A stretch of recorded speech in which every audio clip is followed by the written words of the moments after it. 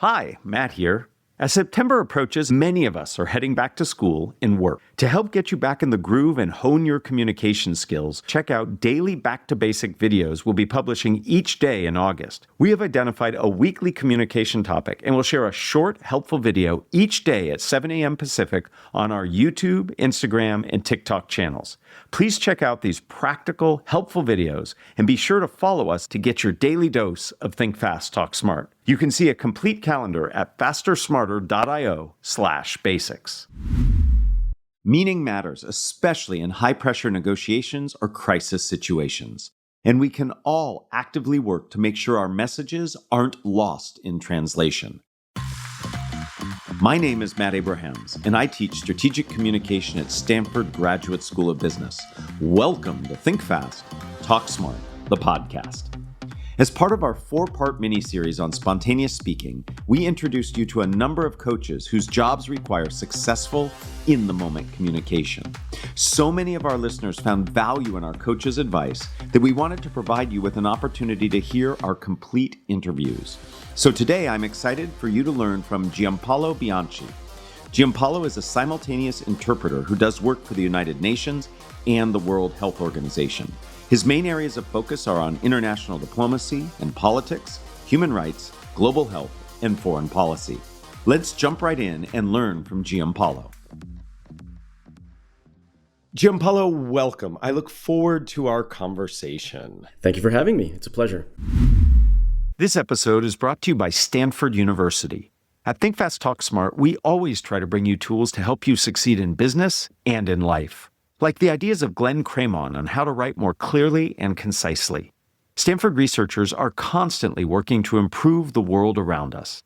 Stanford neuroscientist Sergio Pasca is pioneering technology to recreate human brain tissue and neural circuits in the lab, which can give scientists a totally new way to study how our brains develop and ultimately identify the underlying causes and potential new treatments for chronic diseases, psychiatric disorders, and pain. Dr. Pasca and others at Stanford have trained or helped implement these methods in over 350 labs around the world, which is helping the field grow exponentially and increase the speed with which treatments can be found. Groundbreaking research like this happens every day at Stanford, and you can learn more at researchmatters.stanford.edu. Excellent. Shall we get started? Let's. So for over 10 years, you've been a high-stakes language interpreter for the UN and other governmental organizations. What languages do you speak, and what trainings and experiences led you to do this kind of work? Here in Geneva, I mainly work with English, Spanish, and French. As for my training, well, I started out 10 years ago at the University of Hawaii, and then eventually I obtained a master's degree in conference interpreting at the University of Geneva here in Switzerland. I'm impressed that you went to school in Hawaii. I think that sounds awesome. So is a lot of the training just doing translation in real time? Is like somebody drilling you and making sure everything you said is accurate? More or less, yes. Yeah. You start with simple speeches and you work on those, and then you gradually work your way up and do things that are more difficult until by the end of your training, you are, working for a half hour at a time and interpreting very difficult speeches. Wow, that's amazing. Could I put you on the spot? I'm going to ask you a question. Would you mind translating the question that I ask and then answer it back in English? Would that be okay? Sure. You've translated in really high pressure situations with super important conversations happening. How do you stay calm and collected while also thinking on your feet during these tense moments? Usted ha interpretado en situaciones donde hay mucha presión y en donde se están celebrando conversaciones muy importantes. ¿Cómo mantiene usted la calma y la compostura a la vez que piensa rápidamente durante esos momentos de alta tensión? That's basically my interpretation of the question.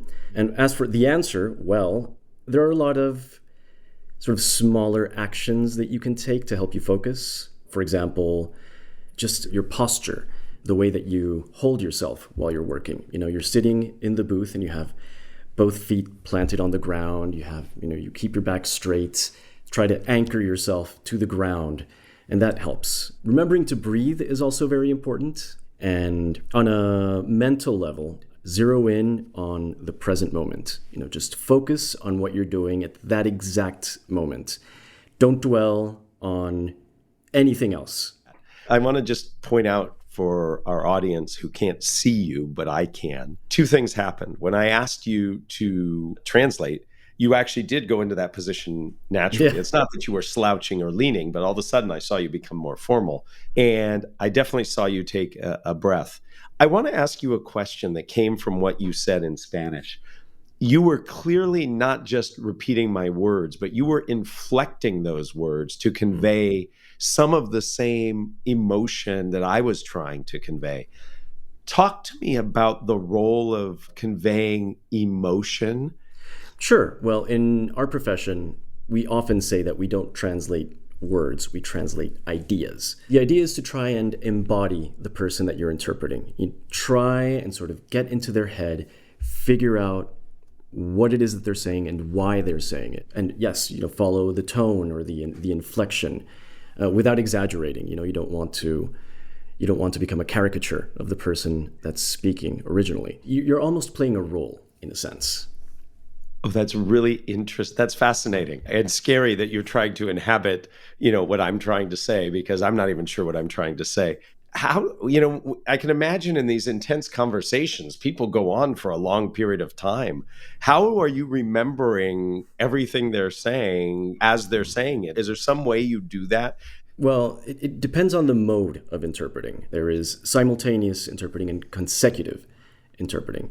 A consecutive is just when a person speaks a phrase in one language, then you repeat it in the other language. And we do take notes when that happens. We have developed a system of notes to help you kickstart your memory and to sort of guide you along the speech as you're interpreting. And as for simultaneous interpreting, well, you are going to have to concentrate very hard for a sustained period of time. So it's very taxing.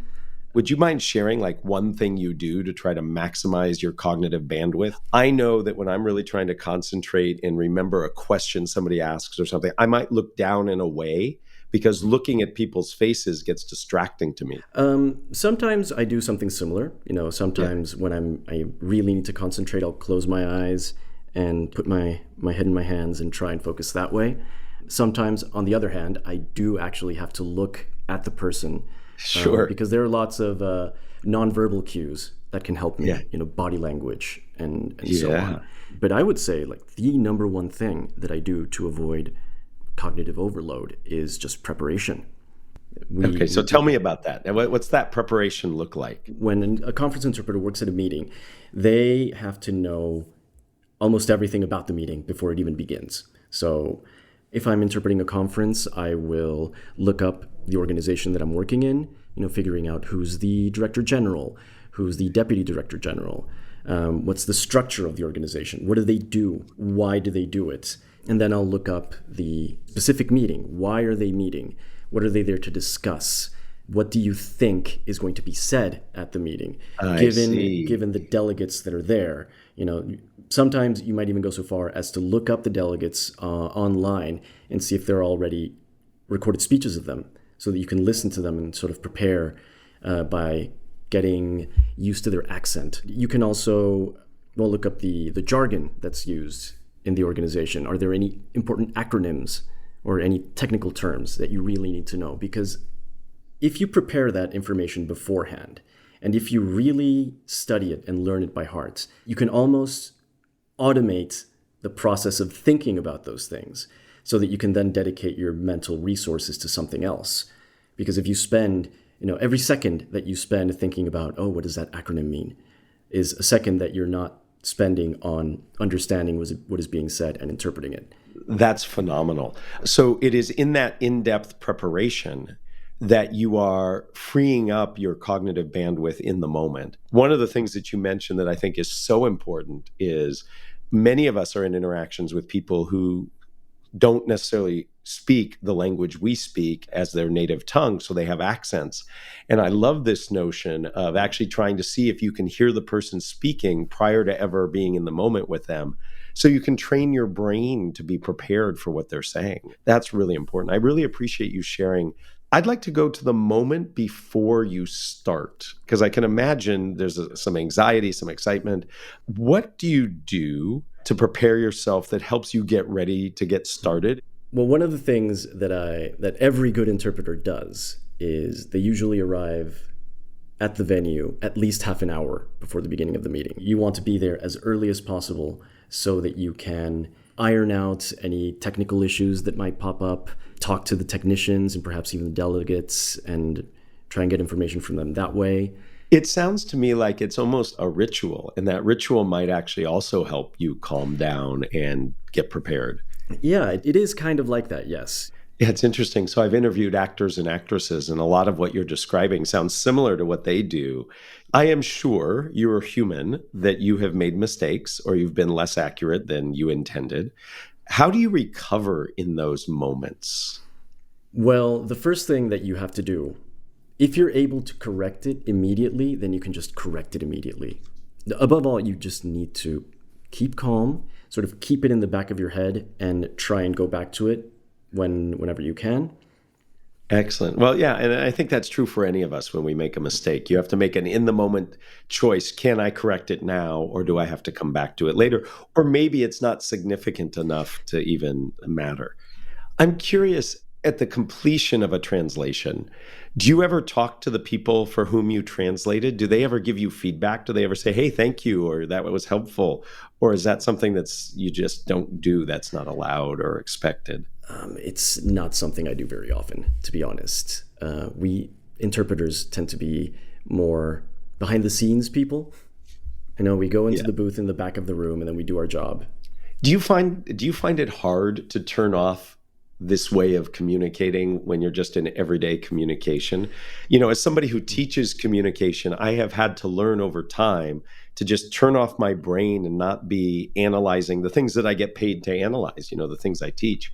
Do you find yourself in like everyday interaction switching languages or noticing things that get distracting from the moment of being really present and connected with the people you're talking to?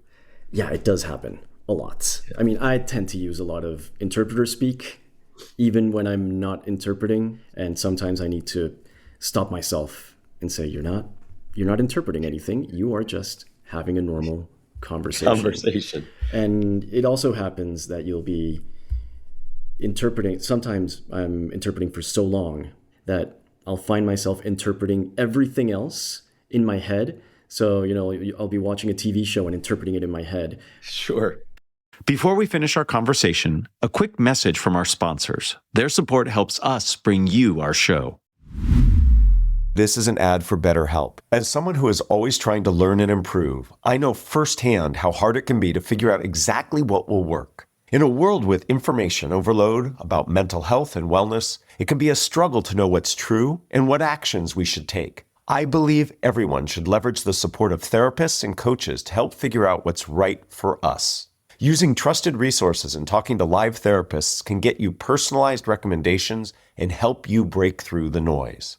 As the largest online therapy provider in the world, BetterHelp can provide access to mental health professionals with a diverse variety of expertise. Talk it out with BetterHelp. Think Fast, Talk Smart listeners get 10% off their first month at betterhelp.com/thinkfast. That's BetterHelp, HELP.com/thinkfast. Giampaolo, this has been fantastic. Before we end, I'd like to ask you 3 questions that I'm asking everyone in our mini-series on spontaneous communication. Are you up for that? Sure. So this will fascinate me. Who is a communicator that you admire and why?